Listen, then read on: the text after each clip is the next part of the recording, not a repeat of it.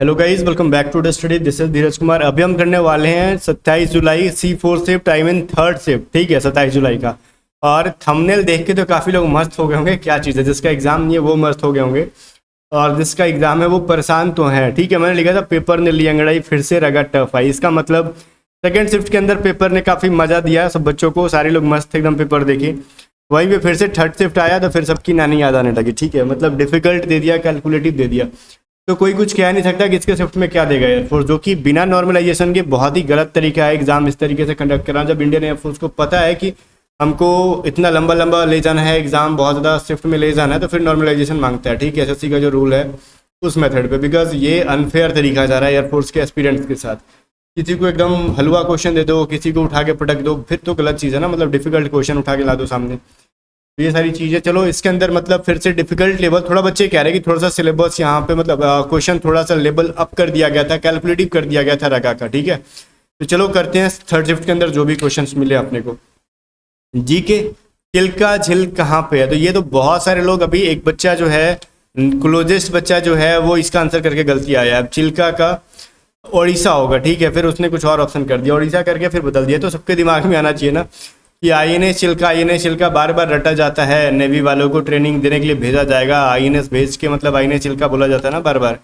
फिर भी ये सवाल गलती होती है, तो फिर इसका मतलब प्रेजेंस ऑफ माइंड काम नहीं कर रहा आपका। ठीक है, तो बहुत ही आसान सा क्वेश्चन था, जिसको देख के ही आंसर मांगता है। सेकंड क्वेश्चन है रिपल्सिव का एंटोनिम कह रहा है आपसे। रिपल्सिव का मतलब क्या होता है सर?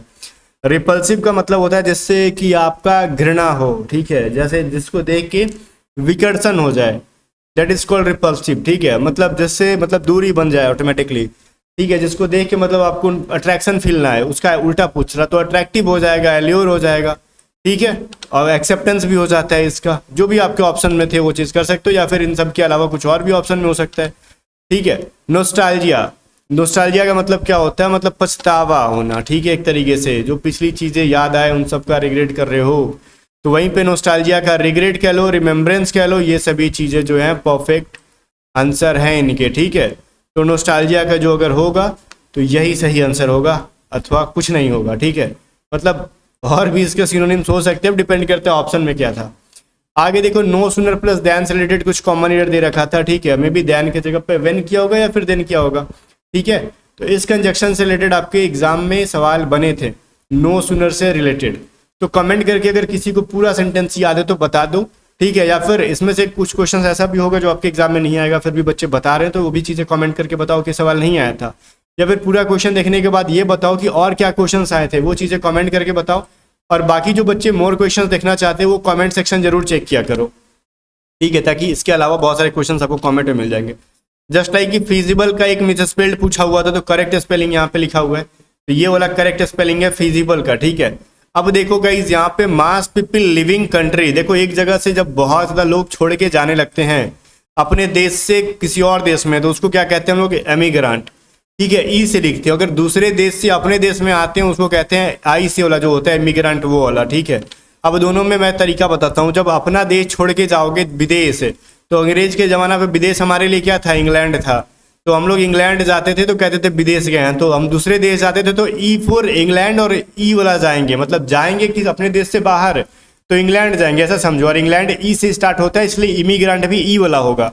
और जब दूसरे देश से अपने देश में आते हैं तो आई फॉर इंडिया, इंडिया वापस आ रहे हैं तो आई वाला से होगा। ठीक है, आई वाला से एमिग्रेंट लिखते हैं। ठीक है, एमिग्रेंट को दो, एक ई से लिखते हैं और एक आई से लिखते हैं। ठीक है, तो एमिग्रेंट मतलब अपने देश से छोड़ के किसी और देश में जाना, और आई से लिखते हैं इस एमिग्रेंट का मतलब दूसरे देश से छोड़ के अपने देश में वापस ही करना। ठीक है, चलो पैसेज कुछ लोग डिफिकल्ट कह रहे हैं, कुछ लोग इजी कह रहे हैं। अब अपने में समझ लो पैसेज कैसा था। पैसेज तो किसी को याद रहता नहीं है, वो अपने इंग्लिश की अंडरस्टैंडिंग के ऊपर डिपेंड करती है कि कैसा आपका अंडरस्टैंडिंग है। ठीक है, पैसेज ओवरऑल इजी ही था। ठीक है, मैं ये कह सकता हूँ। अब देखो, ये कह रहा है इंडिया का फर्स्ट जो है इंडियन गवर्नर कौन बने थे? लॉर्ड माउंटबेटन जो अंतिम थे, उनके बाद फर्स्ट गवर्नर कौन बने थे? इंडियन जो थे C राजगोपालचारी, तो जो कि आपका टॉप 500 के अंदर दिया हुआ था ये चीज़। ठीक है, ओजोन लेयर कहाँ होता है? तो वो देखो सब क्या बोलते हैं उसको, समताप मंडल के निचले वाले भाग में थे। अब इसमें डिपेंड करता है कि ऑप्शन में क्या क्या दिया था। ठीक है, मैं भी पूरा ऑप्शन जो है अंग्रेजी में भर रखा होगा तो फिर दिक्कत है। तो गाइस कमेंट करके बताना ओजोन लेयर कहाँ पे होता है, कुछ ऐसा दिया था, या फिर जो इसके ऑप्शन थे वो ऑप्शन में क्या क्या चीज़ें थी। तो ऑप्शंस को भी जरा आप कमेंट करके बताओ कि ओजोन लेयर के साथ क्या क्या ऑप्शंस दे रखा था, अगर आपको याद है तो। ठीक है, वहीं पे एक चीज़ है फर्स्ट लुक पार, देखो फर्स्ट लुक पार कहीं कहीं पीसी घोष दे देता है। ठीक है, जिसका पीसी घोष का पूरा नाम है पिनाकी चंद्रा घोष। ठीक है, पिनाकी चंद्रा घोष। तो कमेंट करके बताओ पीसी घोष दिया था या फिर पिनाकी चंद्रा घोष दिया था। आपके ऑप्शन में क्या दे रखा था, पीसी घोष या फिर पिनाकी चंद्रा घोष। बट फर्स्ट लोकपाल पूछे तो पिनाकी चंद्रा घोष ही करोगे। ठीक है, तो ये चीज समझना। सीपीयू देखो कंप्यूटर से रिलेटेड जो फुल फॉर्म मैंने दे रखे हैं, और एक और important full form, 2 full form की मैंने पीडीएफ दे रखी है, उसकी वीडियोस भी कराई थी। एक वीडियो तो इसके नीचे, मतलब इस वीडियो को एंड होते ही आपको मिल जाता है, स्क्रीन पे आ जाता है फुल फॉर्मूला, दोनों वीडियोज आ जाएगा। उन दोनों वीडियोज को देख लो, आपका फुल फॉर्म एक भी नहीं छूटेगा, सारा फुल फॉर्म वहीं से आ रहा है। जस्ट लाइक कि किसी में पीडीएफ का फुल फॉर्म पूछा था, सुबह में आपका यूएसबी का फुल फॉर्म पूछा था, कल आपका ओपेक का फुल फॉर्म पूछा था, सीपीयू का, सब चीज़ मैंने करा रखा उसी के अंदर। ठीक है, तो ये चीज़ यहाँ से है। Which is the memory of computer, एक क्वेश्चन था कंप्यूटर का कौन सा मेमोरी है, तो एक कैसे करके मेमोरी होता है, ये भी मेमोरी है। कंप्यूटर, फोन, इन सभी में कैसे मेमोरी होता है, इसका मतलब पता है क्या होता है। जब भी हम इंटरनेट पे कुछ भी सर्च कर रहे होते हैं तो फर्स्ट टाइम कुछ नए वेबसाइट को ओपन करोगे, जस्ट लाइक आपने नया फ़ोन लिया, ठीक है, या फिर फ़ोन को आपने कभी रीसेट नहीं किया है उस फोन, ठीक है, नया फ़ोन लिया आपने, फर्स्ट टाइम फेसबुक का खोलो, ठीक है, तो फर्स्ट टाइम जब फेसबुक खोलोगे क्रोम ब्राउजर के अंदर या फिर किसी ब्राउजर के अंदर, तो वो थोड़ा ज़्यादा टाइम लेता है। उसकी नई नई जो मतलब थंबनेल होती हैं, जो भी चीज़ें होती हैं, फोटोज़ होती हैं, वो एक बार क्या होता है, वो डाउनलोड होके कैसे मेमोरी के अंदर क्या होता है ना, स्टोर हो जाता है। ठीक है, कोई भी वेबसाइट पर जाओगे तो उसका डेटा डाउनलोड होकर ऑटोमेटिकली कैसे मेमोरी में स्टोर हो जाता है। इसलिए स्टोर हो जाता है ताकि दोबारा से आप सेम पेज को अगर खोलोगे ना, तो वो वेबसाइट थोड़ी सी जल्दी खुल जाएगी, बार बार उस चीज़ को लोड ना करना पड़े। इसलिए ब्राउजर के अंदर कैसे मेमोरी इनबिल्ट आता है। ठीक है, ये चीज़ है, बहुत इंपॉर्टेंट सा टॉपिक है। तो कैसे मेमोरी उसको कहा जाता है, लैपटॉप, कंप्यूटर, फोन, सबके अंदर होता है ये चीज़। ठीक है, फोन के अंदर भी होता है, लैपटॉप कंप्यूटर के अंदर भी होता है। तो यही चीज़ है। अगर फोन देखोगे आपका बहुत ज़्यादा इंटरनेट चलाने से बोलते हैं ना कि फोन हैंग करता है, लैपटॉप हैंग करता है, यही दिक्कत है, मतलब कैसे मेमोरी धीरे धीरे बढ़ते जाता है, फुल हो जाता है, तो थोड़ा सा ब्राउजिंग करने में दिक्कत आता है। तो इसलिए कैसे मेमोरी को बार बार क्लियर किया जाता है। आगे देखो, क्लियर कैसे करते हो ना, कैसे कहते हैं उसको। Manu Bhaker related to which game, देखो मनु भाकर एयर पिस्टॉल से है तो शूटिंग से रिलेटेड होगा। आप दिमाग कमेंट करके बताओ ऑप्शन में ये चीज शूटिंग था कि नहीं। ठीक है, क्या था, एयर पिस्टल था या फिर शूटिंग था, क्या था, कमेंट करके बताओ। ये आया था। फिर अगला सवाल है इंडियन मतलब भारत का स्वदेशी मतलब इंडियन मेड जो है फर्स्ट फाइटर जेट कौन सा था, तो वो तेजस हो जाएगा, सबको पता है। और यहाँ पे एक एंड चीज मैं बताना चाहूंगा, पेपर ओवरऑल मॉडरेट था, बहुत ज्यादा डिफिकल्ट भी नहीं था, बहुत ज्यादा इजी भी नहीं था, इजी टू मॉडरेट कह सकते हो। ठीक है, और इंग्लिश का सेक्शन को कुछ लोग कह रहे हैं डिफिकल्ट है, मैं इंग्लिश को डिफिकल्ट नहीं मानता, इंग्लिश बहुत ही बच्चा टाइप का, और 95% चीज़ें प्रीवियस ईयर से दी जा रही हैं। जो आपके एग्जाम में पैसेज आ रहा है, आप इंटरनेट पे सर्च मारा, वो पैसेज मिल जा रहा है, मतलब इतना लो लेवल से इंग्लिश पूछा जा रहा है।